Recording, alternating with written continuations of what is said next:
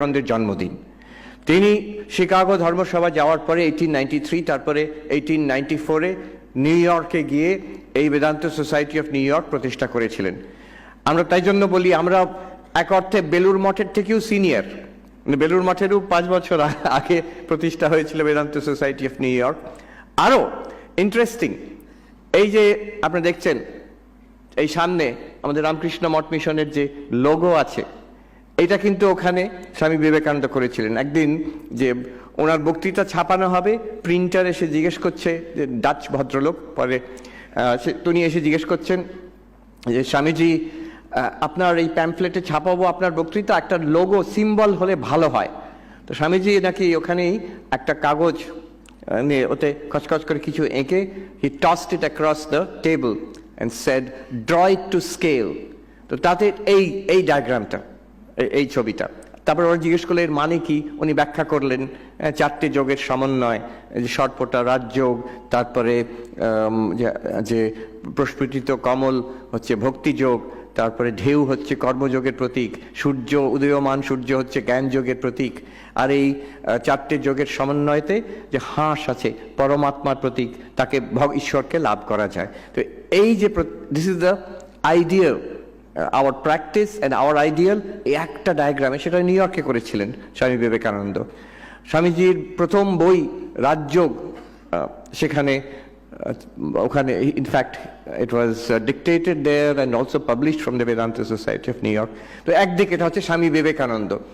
আরেকটা আমার খুব দারুণ, এত আনন্দ লাগছে এখানে, স্বামী অভেদানন্দ হল, স্বামী অভেদানন্দ কনভেনশন সেন্টার, এই ভব্য যে ব্যবস্থা করা হয়েছে। লুক অ্যাট দিস অ্যামেজিং হল।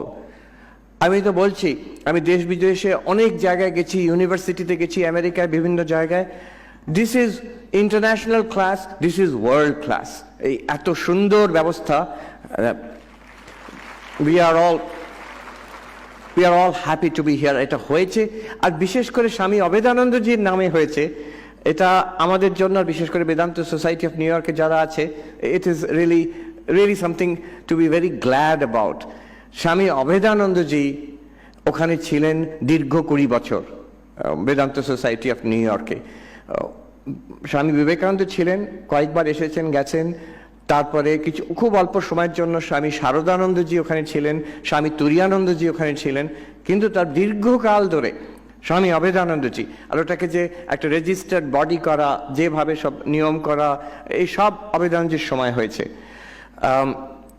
উনি সেখান থেকে অনেক দীর্ঘ সময় 20 বছর ছিলেন, আর বহু প্রসার বেদান্তের প্রচার করার জন্য 17 বার আটলান্টিক ক্রস করেছেন। এতে গেছেন ইংল্যান্ডে আর ইউরোপে। সে ঘটনা আছে, ইংল্যান্ড থেকে একবার ফিরবেন আমেরিকায়, জাহাজে টিকিট বুক করা হয়েছে, জাহাজে করে, তখনকার দিনে তো জাহাজেই যাওয়া আসা করতো।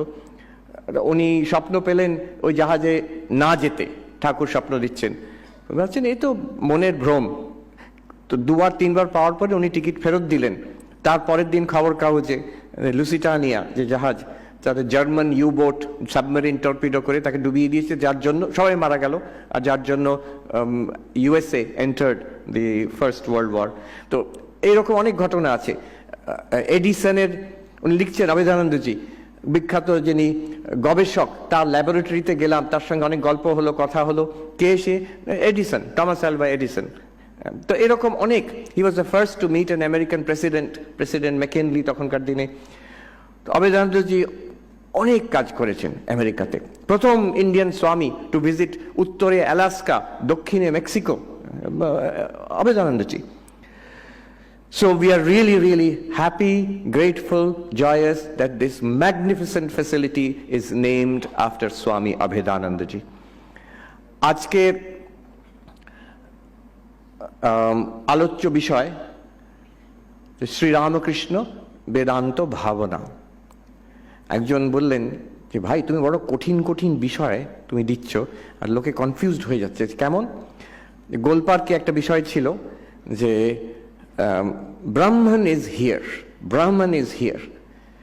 তো আমাকে দেখালেন তারা যে খবরের কাগজে অ্যানাউন্সমেন্ট ছেপেছে, এইখানেই ব্রাহ্মণ। সুপর্ণানন্দজি উনি দেখা যাচ্ছে, দেখো কি অবস্থা, একটা বিখ্যাত খবরের কাগজ বাংলাতে তারা অনুবাদ করে দিয়েছেন, ব্রাহ্মণ এইখানেই। শ্রীরামকৃষ্ণ বেদান্ত ভাবনা। একটু ব্যাকগ্রাউন্ডটা বলি। একটি ছোট্ট বই আছে, খুব, it's not very well known, Shri Shri Ramakrishna উপদেশ, স্বামী ব্রহ্মানন্দ। অনেকে জানেন না যে স্বামী ব্রহ্মানন্দ কোনো বই লিখেছেন। This is the book which he has written, and it's a collection of the choicest teachings of Sri Ramakrishna selected by Swami Brahmananda, his spiritual son. তিনি ধ্যান করে করে বেছে বেছে সংকলন করেছেন, লিখেছেন অর্গানাইজ করে, and this book was proofread by none other than Sri Ramakrishna. গল্পটা হচ্ছে যে একদিন কাশিতে বসে রাত্রিবেলা স্বামী ব্রহ্মানন্দ লিখছেন, ঠাকুর দেখা দিয়ে বলছেন আমি তো ওইরকম বলিনি, আমি এরকম বলেছি। ঠাকুর দেখা দিয়ে বলছেন, স্বামী ব্রহ্মানন্দ কারেকশন করে দিলেন। So this book, now Swami Ashokanandaji, who was in the Vedanta Society of Northern California, আমি ছোটবেলায় তার বই খুব পড়তাম। তো তিনি এক জায়গায় বলেছেন, this little book will one day be a spiritual classic and the world will carry it around in its pockets. একদিন জগতের মানুষ এই বইটিকে পকেটে নিয়ে ঘুরবে। তো সেটা পড়ার পর থেকে আমি পকেটে নিয়ে ঘুরি বইটা, যেখানেই যাই। এই বইটা কতটা পড়ি জানি না, বাট এই বইটা থাকে আমার সঙ্গে। Now, the interesting thing about this book is whatever is in this book is arranged in points 1 2 3 4 এইভাবে দেওয়া আছে। এই বইয়ের প্রথমে বেদান্ত আলোচনা করা হয়েছে। আমাদের একটা সাধারণ ধারণা যে ঠাকুর শ্রীরামকৃষ্ণ ওয়াজ প্রাইমারিলি আ ভক্ত। উনি অনেক এরকম কথা আছে, তার সাপোর্টে অনেক কথা বলা যেতে পারে। কথামৃততে বহু বেদান্ত উপদেশ আছে ঠাকুরের, কিন্তু ভক্তির উপদেশ আরো বেশি আছে, আর ওটাকে এমনভাবে সাজানো হয়েছে তো ঠাকুর নিশ্চয়ই অনেককে ভক্তির প্রাধান্য, তার উপদেশে ভক্তির প্রাধান্য আছে, and for very good reason. But ঠাকুরের বেদান্ত বিচার, বেদান্ত উপদেশ, that's a very interesting dimension of Sri Ramakrishna's teachings. তো সেইটা নিয়ে একটু আলোচনা আজকে আমি করতে চাই। This is the topic for discussion today, this evening. Shri Ramakrishna আরম্ভ করছেন এই বইটা, ভাবুন, ঠাকুরের উপদেশ, selected teachings of Sri Ramakrishna, selected by Swami Brahmananda, তার মানস পুত্র। এই সিলেকশনের মধ্যে 1 2 3 4 করে দেওয়া হয়েছে। 1 2 3 4 এর মধ্যে নাম্বার 1 টিচিং, নাম্বার 1 প্রথমেই আরম্ভ হচ্ছে। শ্রী রামকৃষ্ণ বলছেন, 1 নম্বর, মানুষ আপনাকে চিনতে পারলে ভগবানকে চিনতে পারে। মানুষ আপনাকে চিনতে পারলে ভগবানকে চিনতে পারে। Now think about it. Swami Brahmananda thought this should be number 1 in Sri Ramakrishna's teachings. মানুষ আপনাকে চিনতে পারলে ভগবানকে চিনতে পারে, একে বলা হয় মহাবাক্য। This is virtually a মহাবাক্য। বেদান্ততে আমরা মহাবাক্যের কথা বলি। সমগ্র উপনিষদ, যা all the teachings of the Upanishads can be summed up in one sentence. Those sentences are called mahavakyas. Tattvamasi, তুমি সেই, অহম ব্রহ্মাস্মি, আমি ব্রহ্ম, প্রজ্ঞানম ব্রহ্ম, ব্রহ্ম হচ্ছে চৈতন্য, আমাদের মধ্যে যে জ্ঞান হচ্ছে সেটাই আসলে ব্রহ্ম। অয়ম আত্মা ব্রহ্ম, এই দিস ভেরি সেলফ, আমি। অঙ্গুলি নির্দেশ, শঙ্করাচার্য ভাষ্যরে বলছে, নিজের দিকে আঙুল নির্দেশ করে যেন বলা হচ্ছে এই আত্মাই ব্রহ্ম। একে বলা হয় মহাবাক্য। আর মহাবাক্য ডেফিনেশন কি? যে যেখানে জীব আর ব্রহ্মের ঐক্য প্রতিপাদন করা হয়। আমরা ব্রহ্মচারীরা আমরা সবাই পড়ি বেদান্ত সার, সেখানে মহাবাক্যের ডেফিনেশন দেওয়া আছে যে এই যে আমি আর একটা আলটিমেট রিয়ালিটি আছে ব্রহ্ম, যেখানে বলা হচ্ছে এই দুটো এক, যে বাক্যে বলা হচ্ছে সেটা মহাবাক্য। জীব ব্রহ্ম ঐক্য প্রতিপাদক। এই দেখুন এইখানে কি বলা হয়েছে, মানুষ আপনাকে চিনতে পারলে ভগবানকে চিনতে পারে। আমরা জানি মহাবাক্য 4টে বলা হয়, দ্যাট ইজ বাই কনভেনশন।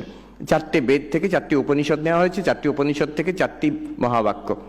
কিন্তু উপনিষদে এবং বেদেও এরকম অনেক বাক্য আছে যেখানে জীব আর ব্রহ্মের ঐক্য বলা হয়েছে, বা টেকনিক্যালি ওগুলোও মহাবাক্য। আর সংস্কৃত না হলেও এই বাংলাতে একই অর্থে যেটা বলা হচ্ছে, শ্রীরামকৃষ্ণ বলছেন মানুষ নিজেকে চিনতে পারলে ভগবানকে চিনতে পারে। দিস ইজ আ মহাবাক্য। বাকি যা বলছেন এবার 1 নম্বর পয়েন্টে, এটা এর যেন বিবৃতি, এটা সূত্র আকারে বলে দেওয়া হলো। এবার তার এক্সপ্লেনেশন। নেক্সট সেন্টেন্স ঠাকুর বলছেন,